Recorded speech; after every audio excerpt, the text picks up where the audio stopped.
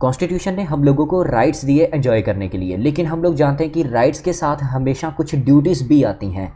शुरू में अगर कॉन्स्टिट्यूशन की बात की जाए, शुरू में कोई भी ड्यूटीज़ नहीं थी सिटीजन्स के लिए। अगर ड्यूटीज़ थी भी तो वो किसके लिए थी? स्टेट्स के लिए। किसकी फॉर्म में? डीपीएसपी की फॉर्म में। 1975 इमरजेंसी के दौरान ये रियलाइज़ हुआ कि कुछ इस कॉन्स्टिट्यूशन में ड्यूटीज़ भी होनी चाहिए और उस ड्यूटीज़ को नाम दिया गया फंडामेंटल ड्यूटीज़। तो वेलकम टू गुरुकुल चंडीगढ़ दोस्तों, मैं हूं आपका दोस्त मुनीश। आज हम लोग जो टॉपिक पढ़ने जा रहे हैं वो है फंडामेंटल ड्यूटीज़। तो शुरू में हम लोग पहले एक बेसिक्स पढ़ेंगे फंडामेंटल ड्यूटीज़ के बारे में, उसके बाद हम लोग इसके रिलेटेड क्वेश्चंस करेंगे। जैसे कि हम लोगों ने 1000 क्वेश्चंस की एक सीरीज़ चला रखी है, उसी का एक पार्ट और हम लोग लेके आए हैं आपके पास। जल्दी से चैनल को सब्सक्राइब करें और बेल आइकन को दबाएं ताकि हम लोग जो भी नई वीडियोज़ आती हैं आपको उसकी अपडेशन मिलती रहे। लास्ट में वीडियो को लाइक करके एंड कमेंट करके बताना आपको वीडियो कैसी लगी। तो वीडियो स्टार्ट करते हैं। जैसे कि हम लोग जानते हैं फंडामेंटल ड्यूटीज़ है। फंडामेंटल ड्यूटीज़ क्या है? हमारे पास पार्ट 4 ऑफ द कॉन्स्टिट्यूशन में आती हैं। और कौन से आर्टिकल है? आर्टिकल 51A कॉन्स्टिट्यूशन में हमारे पास ये फंडामेंटल ड्यूटीज़ मिलती हैं।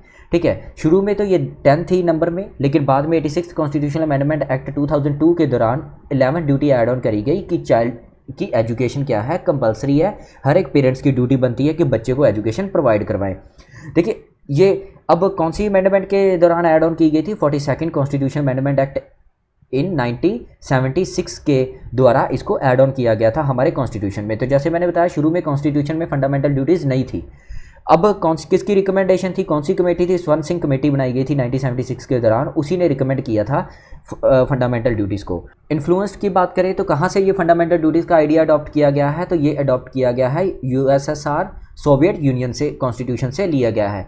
ठीक है, एक जब इतने बड़े बड़े देखिए डेमोक्रेटिक कंट्रीज़ हैं, लेकिन जापान ही एक ऐसी कंट्री है जिसकी फंडामेंटल ड्यूटी है किसका पार्ट? कॉन्स्टिट्यूशन का पार्ट है। दूसरी हम लोग बात करें स्वर्ण सिंह कमेटी, जैसे कि मैंने आप लोगों को बताया था कि स्वर्ण सिंह कमेटी बनाई गई थी फंडामेंटल ड्यूटीज़ को ऐड ऑन करने के लिए। स्वर्ण सिंह कमेटी की अगर हम लोग बात करें तो स्वर्ण सिंह कमेटी ने 8 ड्यूटीज़ ऐड ऑन करी थी। ठीक है, 2 ड्यूटीज़ बाद में ऐड ऑन करी गई थी 42nd कॉन्स्टिट्यूशन अमेंडमेंट एक्ट 1976 के दौरान। तो अमेंडमेंट जरूर याद रखना, बहुत ही इंपॉर्टेंट है। मैं अगली वीडियो में आपको ट्रिक्स भी बताऊंगा कि फंडामेंटल ड्यूटीज़ याद कैसे करनी, वो भी हम लोग डिस्कस करेंगे। तो यहाँ पे एक्चुअली क्वेश्चन डिस्कस करने थे, इसलिए मैं थोड़ा सा बेसिक आपके साथ डिस्कस कर रहा हूँ। ठीक है, पार्लियामेंट अब कुछ ऐसी रिकमेंडेशन भी थी स्वर्ण सिंह कमेटी की जो एक्सेप्टेड नहीं की गई थी। वो जैसे कि पहली अगर हम लोग बात करें कि अगर कोई फंडामेंटल ड्यूटी को वायलेट करता है तो उसके लिए कोई ना कोई पेनल्टी या पनिशमेंट होनी चाहिए, लेकिन इसको भी नहीं एक्सेप्ट किया गया था। उसके बाद दूसरी हमारे पास ये थी कि अगर वो पेनल्टी जो पनिशमेंट लगाई जाती है वो किसी भी कोर्ट में क्वेश्चन ऑफ लॉ नहीं होगा। ठीक है, तो उसको भी एक्सेप्ट नहीं किया गया। और तीसरी ये थी कि ड्यूटी टू पे टैक्सेस, कि हर एक नागरिक की ड्यूटी होनी चाहिए कि वो टैक्सेस को पे करे। तो इन तीनों को उन्होंने एक्सेप्ट नहीं किया था। बाकी हमारे पास टोटल कितनी ड्यूटीज़ थी? 11 ड्यूटीज़ थी। 2 जैसे मैंने बताया, 8 तो स्वर्ण सिंह कमेटी ने 2 42nd कॉन्स्टिट्यूशन के दौरान उन्होंने ऐड ऑन कर दी थी, और 11th 86 कॉन्स्टिट्यूशन अमेंडमेंट एक्ट 2002 के दौरान ऐड ऑन की गई थी। 3 डेकेड्स ऑलरेडी हो चुके थे और 1998 में अटल बिहारी वाजपेयी ने ये रियलाइज़ किया कि अभी भी लोगों को फंडामेंटल ड्यूटीज़ के बारे में अवेयरनेस नहीं है। तो उस दौरान 1998 में अटल बिहारी वाजपेयी गवर्नमेंट ने एक कमेटी बनाई जिसका नाम था justice J are Verma committee, ताकि वो सजेस्ट कर सके कि हम लोग किस तरह से देश के नागरिकों को कुछ इन फंडामेंटल ड्यूटीज़ को समझाया जाए, उनको बताया जाए, उनकी अवेयरनेस बताई जाए। अब फंडामेंटल ड्यूटीज़ है, अब मैं जैसे मैंने बताया कि ट्रिक मैं दूसरी वीडियो में लेके आऊँगा, आप चैनल को सब्सक्राइब कर ले ताकि आप लोगों को पता चल जाए। वो एक छोटी सी हिंदी ट्रिक है, आप लोगों एक ही बार में, मैंने कहा गिनती के 10 से 15 सेकंड के अंदर अंदर आप वो याद कर लोगे कि हर एक 11 की 11 ड्यूटीज़ है क्या। जैसे कि फर्स्ट ड्यूटी की बात करें, मैंने आप लोगों को बताया ये एक ही आर्टिकल में आती हैं। कौन कौन से? 51A और पार्ट 4 थे कॉन्स्टिट्यूशन में हमारे पास फंडामेंटल ड्यूटीज़ आती हैं। ठीक है, अब फर्स्ट की बात करें तो फर्स्ट ड्यूटी क्या थी कि हमें संविधान की रिस्पेक्ट करनी है। ठीक है, नेशनल फ्लैग की रिस्पेक्ट करनी है, नेशनल एंथम की रिस्पेक्ट करनी है। तो फर्स्ट ड्यूटी हमारी ये बनती है। सेकंड ड्यूटी की बात करें, जो भी नोबल आइडियल्स थे, ठीक है, मतलब उनको हमें फॉलो करना, जिन्होंने मदद करी किसमें? देश को आज़ादी दिलवाने में। ठीक है, थर्ड हमारे पास ड्यूटी क्या बनती है? देश की अखंडता को बनाए रखने में उसकी प्रोटेक्शन करनी है, सॉवरेनिटी की और यूनिटी की। चौथी हमारे पास ड्यूटी ये है कि हर एक नागरिक को, यदि देश को कभी ज़रूरत पड़ती है तो हर नागरिक की ड्यूटी बनती है कि वो जब भी देश की तरफ से उसे कॉल आए तो डेफिनेटली वो अपनी ड्यूटी निभाए। फिफ्थ ड्यूटी की हम लोग बात करें तो भाईचारा बनाए रखे बिना जात पात के। सिक्स्थ ड्यूटी की हम लोग बात करें, रिच हेरिटेज को प्रिजर्व करना और उसको प्रोटेक्ट करना। देन हमारे पास सेवंथ ड्यूटी क्या है, हमारे नेचुरल एनवायरनमेंट को, जैसे लेक्स हो गए, फॉरेस्ट, रिवर, वाइल्ड लाइफ, इनको इम्प्रूव करना और प्रोटेक्ट करना। लेकिन देखिए जैसे मैंने बताया शुरू में भी कि ये क्या है, हमारे पास जस्टिसिएबल नहीं है, एनफोर्सेबल नहीं है ये ड्यूटीज़ है, लेकिन फिर भी कुछ ऐसे एक्ट बनाए गए कि जो जहाँ पे इसकी कुछ ड्यूटीज़ क्या है, एनफोर्सेबल है टू प्रोटेक्ट। जैसे कि वाइल्ड लाइफ प्रोटेक्शन एक्ट 1972 जो कि हमारे वाइल्ड लाइफ को प्रोटेक्ट करती है, वो हमारे पास एक्ट बनाए गए जिसके अगेंस्ट हमारे लीगल एक्शन हो सकता है, ठीक है, अगर हम लोग wildlife protection act violation होती है। नेक्स्ट जैसे 8 की बात करें, scientific temper and humanism. Then हमारे पास 9th, पब्लिक प्रॉपर्टी को सेफगार्ड करना होगा, ठीक है, पब्लिक प्रॉपर्टी को कभी खराब ना किया जाए, वायलेंस से दूर रहा जाए, ठीक है। देन हमारे पास 10th है, excellence in all spheres of the individual. And 11th duty है कि ये ड्यूटी बनती है हर एक पेरेंट्स की कि वो अपने बच्चे को एजुकेशन प्रोवाइड करवाएं between the age of 6 to 14 years.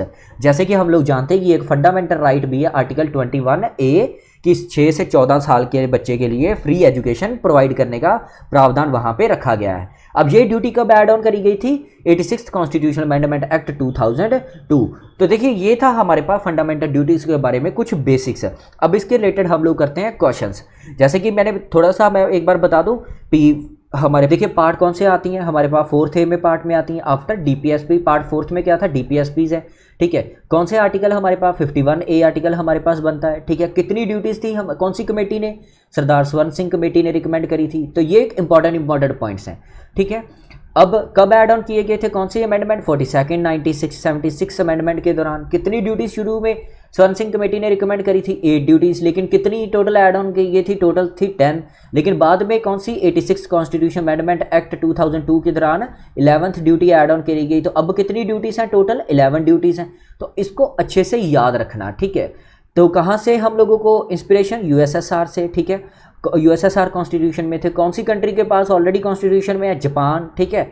तो ये थी हमारे पास हमारे फंडामेंटल ड्यूटीज़ के बारे में कुछ इंपॉर्टेंट पॉइंट्स। क्वेश्चंस क्या क्या बनते हैं वो देखते हैं। The concept of the FDs are borrowed from the, जैसे कि हम लोगों ने अभी पढ़ा, यूएसएसआर कॉन्स्टिट्यूशन से बोरोड किया है, ठीक है। विच committee recommend for the inclusion of the FDs, तो सरदार स्वर्ण सिंह, ठीक है, 1976। The FDs under the Indian constitutions are provided by an amendment to the constitution. Definitely amendment की गई थी कौन सी, 42nd Constitutional Amendment Act 1976। FDs are applicable to all citizens, तो सभी citizens को, अगर वो फंडामेंटल राइट्स एंजॉय कर रहे हैं तो इट मीन्स सभी के लिए FDs क्या है, फंडामेंटल ड्यूटीज भी बनती हैं। अब देखिए यहाँ पे एक चीज़ है, ये सिर्फ केवल इंडियन सिटीजन्स के लिए है, ठीक है, फॉरेनर्स पे एप्लीकेबल नहीं है। Fundamental duties of Indian citizens were added to the Constitution by 42nd Constitution Amendment Act 1976. FDs of the Indian citizens were incorporated in 1976. FDs demands to abide by the Constitution, की संविधान की रक्षा करें और संविधान को हम लोग रिस्पेक्ट करें। This is not a fundamental duty not to indulge in corrupt practices. For the breach of fundamental duty any action cannot be initiated in any court, क्योंकि ये एनफोर्सेबल नहीं है। लेकिन मैंने बताया कुछ ऐसे ऑलरेडी एक्ट बनाए गए हैं जो इनको एनफोर्स करते हैं, जैसे वाइल्ड लाइफ प्रोटेक्शन एक्ट हो गया, फॉरेस्ट प्रोटेक्शन एक्ट हो गया, ठीक है। Fundamental duties were incorporated in the constitution to curb subversive and unconstitutional activities को ख़त्म करने के लिए, दबाने के लिए फंडामेंटल ड्यूटीज़ को ऐड ऑन किया गया है। Fundamental duties of the citizens are contained in part 4th A of the Constitution. Which one of the following is being included in the part 4th A of the Indian Constitution? Fundamental duties. Fundamental duties are enshrined in part 4th A of the Constitution. तो जितने भी fundamental duties के related questions बनते हैं वो सारे हम लोग डिस्कस करेंगे। Under which article FDs are 51A.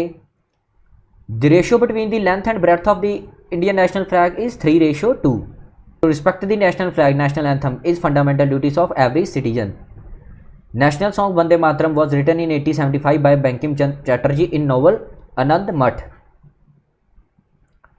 India's national anthem Jana Gana Mana was adopted by the Constituent Assembly as the national anthem of the India on 24th January 1950 and was first sung 27 December 1911. 27 दिसंबर 1911 को पहली बार ये गाया गया। Protection and improvement of the environment including forest and wildlife of the country is enshrined in FDs में भी है और हम लोगों ने DPSP में भी पढ़ा है।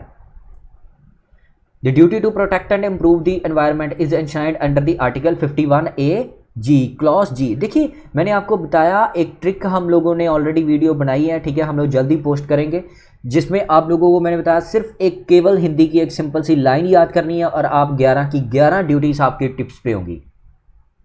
विच of the following is the FDs of the Indian citizen to develop scientific temper? What is the main sanction behind the FDs? Legal. By what amendment and with year child education is compulsory between 6 to 14 year? 86 constitutional amendment act 2002। बड़ी important है, याद रखना इसको। obligation of the parents guardian to provide opportunity for the education to their children between 6 to 14 years of the age is fundamental duties। which one of the following is are fundamental duties? to uphold and protect the sovereignty of India, to safeguard the public property, and to protect and improve the environment। FDs cannot be enforced by writs, they can be promoted by the constitutional method। The original text of the constitution doesn't contain FDs, however it is inserted by the 42nd Constitutional Amendment Act to 1976। A 42nd Amendment introduced fundamental duties। It is the duty of every citizen if India to promote harmony and the spirit of common brotherhood amongst all people of India under the Article 51A Clause E। FD under Article 51A Clause K was inserted to the Constitution by 86th Constitutional Amendment Act 2002। FDs refer to ideals of the national struggle and defend the country and render national service। Okay, जैसे हम लोगों ने पढ़ा कि ये ना दो types में है, एक तो हमारे पास क्या है, मॉरल है, और दूसरे हमारे पास सिविक है, ठीक है, सिविक ड्यूटीज़ हैं। मॉरल जैसे कि हम लोगों ने नोबल आइडियल्स के बारे में पढ़ा था ना, ठीक है, सेकंड ड्यूटी हम लोगों ने पढ़ी थी। और सिविल का मतलब है हमारे पास कि जैसे हम लोगों ने फर्स्ट ड्यूटी पढ़ी कि नेशनल फ्लैग को रिस्पेक्ट कर देना, ठीक है, नेशनल एंथम को रिस्पेक्ट देना, ये सिविल ड्यूटीज़ हैं हमारी। Consider the following statement, the FDs provided in the constitution are to protect the sovereignty unity, ठीक है, to protect and improve the natural environment, तो ये दोनों ही ट्रू हैं हमारे पास। The purpose of FD is to develop scientific temper. तो ये थे दोस्तों एफडीज के रिलेटेड क्वेश्चन। जैसे मैंने आप लोगों को बताया कहाँ से लिए गए थे, यूएसएसआर से लिए गए थे, ठीक है। कौन सी एक और डेमोक्रेटिक कंट्री है, जापान, ठीक है। कब ऐड ऑन किए गए, 42nd कॉन्स्टिट्यूशन अमेंडमेंट एक्ट 1976। कौन सी कमेटी, सरदार स्वर्ण सिंह कमेटी के दौरान ऐड ऑन किए गए थे, ठीक है। कौन सी कमेटी बनाई गई थी ताकि लोगों तक पहुँचाया जाए, JS वर्मा कमेटी, ठीक है, जस्टिस JS वर्मा कमेटी बनाई गई थी 1998 में, ठीक है, अटल बिहारी वाजपेयी के दौरान।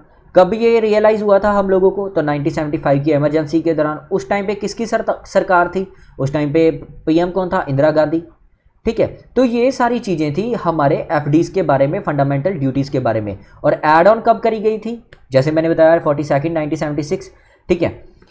अब यहाँ पे एक चीज़, आर्टिकल कौन सा आता है हमारे पास, 51A। टोटल कितनी ड्यूटीज़ हैं हमारे पास, 11 ड्यूटीज़। पहले कितनी थी, 10। 86 अमेंडमेंट के दौरान कौन सी की गई थी, 11th ड्यूटी ऐड ऑन करी गई थी, ठीक है। स्वर्ण सिंह कमेटी ने कितनी रिकमेंड करी थी, स्वर्ण सिंह कमेटी ने 8 ड्यूटीज़ रिकमेंड करी थी, 3 ड्यूटीज़ उनकी एक्सेप्टेड नहीं हुई थी, ठीक है। तो टोटल कितनी है हमारे पास, 11। तो ये कुछ है, सिर्फ अगर हम लोग देखें फंडामेंटल ड्यूटीज़ में केवल हमारे पास ये क्वेश्चन बनते हैं, लेकिन बहुत ही इंपॉर्टेंट टॉपिक है। ये था हमारे पास फंडामेंटल ड्यूटीज़ के बारे में। तो चैनल को सब्सक्राइब करें, कमेंट्स एंड लाइक करके बताएं आपको वीडियो कैसी लगी। तो इसकी PDF मैंने अटैच करी है डिस्क्रिप्शन में, आप वहाँ पे जाके देख सकते हैं। Thank you so much.